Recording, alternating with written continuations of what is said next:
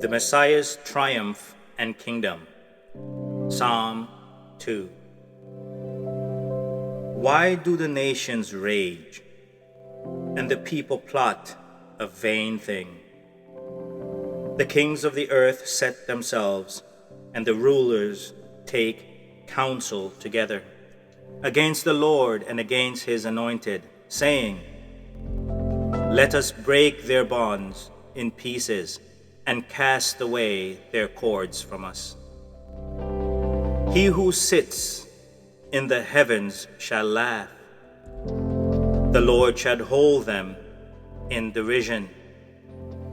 Then he shall speak to them in his wrath and distress them in his deep displeasure. Yet I have set my king, O my holy hill of Zion.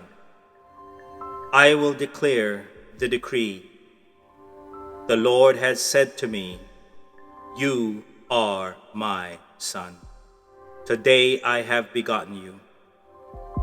Ask of me, and I will give you the nations of your inheritance, and the ends of the earth for your possession. You shall break them with a rod of iron. You shall dash them to pieces like a potter's vessel. Now therefore be wise, O kings. Be instructed, you judges of the earth. Serve the Lord with fear, and rejoice with trembling. Kiss the Son, lest he be angry, and you perish in the way, when his wrath is kindled but a little.